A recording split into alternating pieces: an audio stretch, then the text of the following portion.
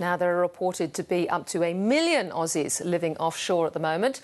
So are we capturing what they're up to and channeling some of this talent back into Australia?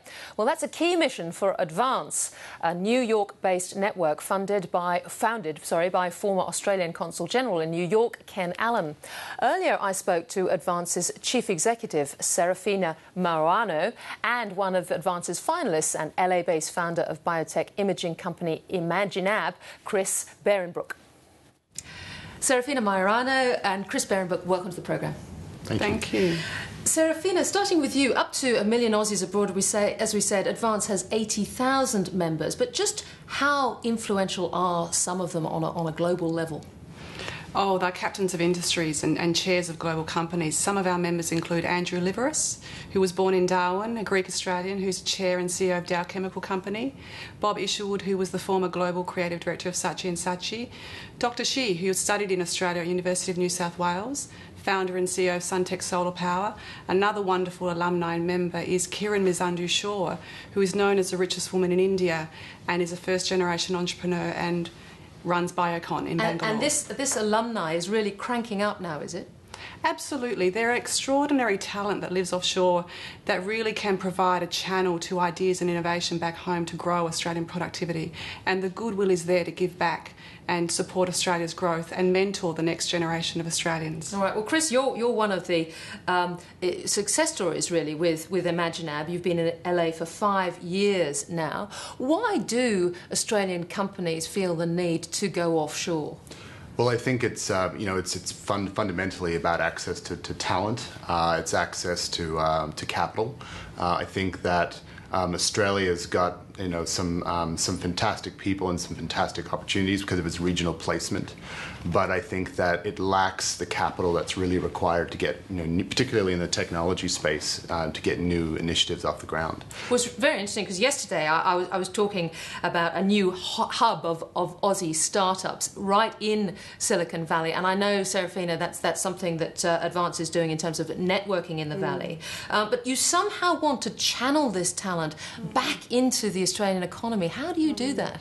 Right now we're running a program actually where we have matched Australian startups and SMEs with Silicon Valley veterans, Australian entrepreneurs, VCs and angel investors, to mentor them on how to fast-track success in the US market. And we're also going to be replicating that in India and China in future years.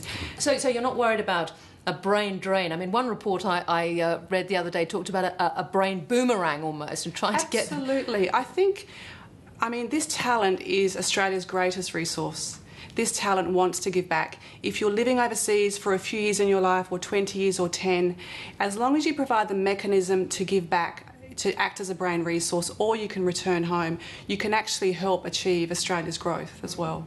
Chris, we talked just a moment ago about Andrew Liveris, who actually the other day brought back physically with his manufacturing plan for Australia.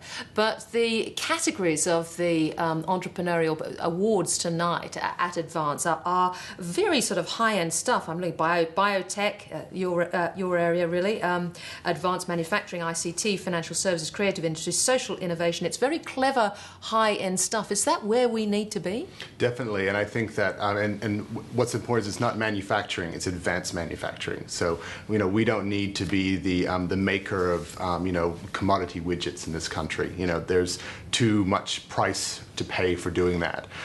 We've got the Australian dollar now really high, and we've got a lot of people focused on trying to help the existing manufacturing industry here. What do you think that's the right approach for our high dollar? It's a politically challenging question, and I think that I think the truth of the matter is that there's manufacturing and there's manufacturing. I think there's some industries that are probably no longer competitive here, and they should be allowed to face Darwinism to some extent. I think there are other industries that warrant massive investment, and particularly technology industries that align well with our exports, like mining, agriculture. And those are not low-tech industries anymore. Those are incredibly high-tech industries. So instead of just shipping a brick of coal offshore, we should be shipping things that add value to that brick of coal offshore. And that's why we need to bring the talent in. And I think to Serafina's point, we're in the next decade we're going to be 25,000 engineers short in this country. And use our high dollar to buy people. Bring the talent, and I'll I'll add to that, you know, Australia is a very desirable place to live. It's great quality of life, great schools. Do you miss it? Oh, I mean, fortunately I'm back there. I have a very active life in Australia, but I see a growing number of Europeans and Americans that think this would be a good place to be. And I think with our Australian dollar being as strong as it is right now, we absolutely should be investing in talent. It's the best thing we could import right now. Serafina, you also now have chapters in Hong Kong, China, India. Big focus on Asia. I suppose that's not surprising. No, I mean, we are part of Asia, and a lot of the talent is moving there. And also I wanted to add that 2 million alumni who studied at Australian universities actually live offshore. That's an incredible resource for this country. They are, together with Australians who were born here and migrated, are a great talent pool. And they, particularly in Asia, are our cross-cultural ambassadors. That's right, and they've done so well, haven't they? They've done so well. They had a wonderful time here. Australia is like their second home. So it's really just about asking them and channeling that knowledge, that information, and those spheres of influence to actually benefit Australia. They're very keen to do that. Chris, do you have a message for entrepreneurs here as far as Asia is concerned? I think there's the shift, you know, the world's epicenter is no longer the North Atlantic, it's the Indo-Pacific. And it doesn't matter what sphere of business, politics, whatever your sort of passion is.